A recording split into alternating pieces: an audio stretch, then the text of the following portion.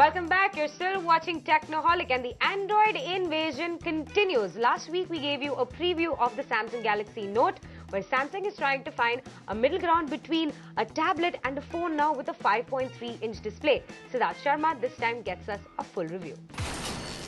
Last week I showed you a preview of a new unique device from Samsung, which many believe is a hybrid between a smartphone and a tablet. Yes, I'm talking about the new Samsung Galaxy Note. It's a monstrous looking device and it's definitely got an X factor to it. But before we get into a full review, let's take a look at its design first. The Samsung Note represents the middle ground between a slate and a smartphone and is a category in itself, no doubt about that. Up front, you'll find a huge 5.3-inch touchscreen, but it's still unusually thin at just 9.6 millimeters. At the back, it has a Samsung Galaxy S2 feel to it, but in a blow-up version. Additionally, this hybrid also comes with something called a smart pen. And to top it all, you would be able to house a smartphone as huge as this easily into your pocket. Alright, I won't deny that I fell in love at first sight with the new Samsung Galaxy Note. I mean, look at it, it's got a huge 5.3-inch display up front. But every relationship has a downside to it. And so I was found nagging and the phone nagging back to me. But before I tell you the entire story, let me remind you what the specs on the new Samsung Galaxy Note are like. The Galaxy Note features the world's first 5.3-inch HD Super AMOLED display, the largest yet. It also houses a massive 1.4 GHz dual-core processor, even beating its own Galaxy S2's computing power. The Note runs on Android 2.3.5 Gingerbread, and at the back it has an 8-megapixel camera that does 1080p full HD video recording, along with a front-facing 2-megapixel camera for video calling. Memory is at 16 GB internally with a microSD card slot that can expand up to 32 GB. The monster phone called the Galaxy Note comes at a price tag of a whopping 35,000 rupees. The Samsung Galaxy Note also comes with a capacitive pen for a finer control. Handwriting is much faster on the phone than touch typing on a touchscreen keyboard. Also, it carries a certain novelty to it. The pen screen interface is quite sensitive and you can use it for freehand drawing, writing notes or handwritten memos. So the creative types would definitely love it. So those were the specs on the new Samsung Galaxy Note. As I told you, for my user experience, it was a love-hate kind of a relationship. I love this 5.3-inch Super AMOLED display up front. I love its dual-core processing capabilities, but there are plenty of apps on the Android app market that do not support such screen resolution. The camera on the Samsung Galaxy Note is also brilliant.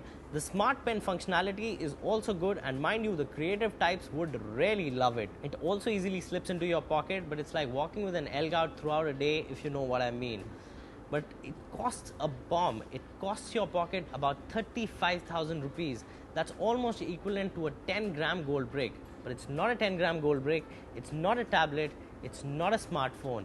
For 35,000 rupees, I would rather go ahead and buy a tablet, or if I need a smartphone, I would buy the Samsung Galaxy S2. But right now for me, the Samsung Galaxy Note at a price as high as this is a no-buy. Alright Varun, we had already talked about this phone last week. For 35,000 rupees, is your verdict still to say that although it's a 5.3-inch phone, everything works better on it, nicer display, don't buy a 35 grand? 35 grand is just too expensive. Even after seeing all the reviews, even after seeing everything, I still wouldn't want to recommend this to anybody for 35 grand. But do you see some sort of a pattern happening on the show now? We've The become an first three Android phones show. were Android. Samsung Note is an Android phone, and there have been a bunch of Android phones that are releasing in the market this week. This Android invasion is coming, and how? Coming and how? It's already been there for the last 6 months, I think. In the last 6 months, there's this rough stat that I read somewhere. There are 140 world Android phones, which is all the big brand names that are present across the world. 140 phones have launched. In the last 2 weeks, in the US, 7 new top-of-the-range dual-core Android phones have launched. It's insane. As much as I hate to admit it, I am an Apple fan, but the Android invasion is something that you just cannot keep your eyes off. It's going at a rate that you just can't keep track of nowadays. Every time you look away, there's one phone that's released. You look away, again, 2 phones have come into the market. And Siddhartha Sharma is up next, back on the show, to wrap up all the phone action in the news of the week. This week, the buzz around the technology world was all about smartphones. So let's get started. The upgraded version of the famous Motorola Defy has finally landed in the Indian market. Motorola India is now officially selling the Motorola Defy Plus, which is a rugged Android smartphone much like its predecessor. Priced at Rs 18,000, the Defy Plus is not very different from the Motorola Defy. Like the original, it is scratch resistant, dust and waterproof, focused towards the more adventurous smartphone users. It is powered by a 1 GHz processor and runs on Android 2.3 Gingerbread. It has a 3.7-inch display with a 5 megapixel rear camera and placed to compete with the mid-range smartphones. Next one is from HTC, and this one is the HTC Rime, which is an Android-powered smartphone specially designed for the ladies. The device is priced at Rs 25,000 on Flipkart.com. The HTC Rime is powered by a 1 GHz processor and it runs on Android 2.3 Gingerbread, skinned with HTC Sense 3.5 UI. The phone comes with various accessories including its charm indicator, docking station, tangle-free headphones, Bluetooth headset and speakers. Other specifications include a 5 megapixel rear camera, a 0.3 megapixel front-facing camera, 3.7-inch display, 1600 mAh battery, which is rated to provide 10 hours of talk time on 2G and 8 hours on 3G.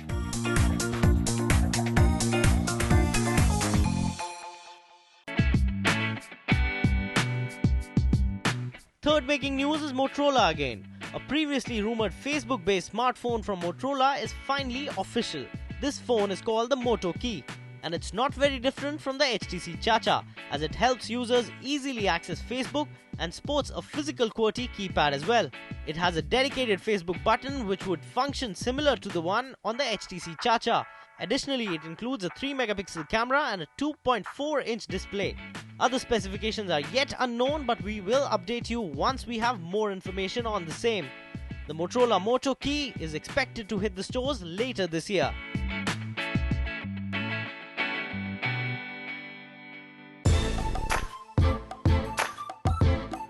Last making news was HTC again with its HTC Sensation XE. HTC Sensation's level-up version, the XE, has showed up with online retailer Flipkart. It is not available via retail channels yet. However, according to the online retailer, the Sensation XE is priced at Rs 32,400. And we are confident that it should hit the Indian stores before the end of November. The HTC Sensation XE has Beats audio integration and is powered by a 1.5 GHz dual-core processor. It sports a 4.3-inch QHD display, 768 MB of RAM, 8 megapixel rear camera and comes with Beats by Dr. Dre earphones. Alright, so now we're going to step away from the Android invasion and take another break on the show. But coming up on the other side, one of Sagar's favorite games, this is Drake's Deception.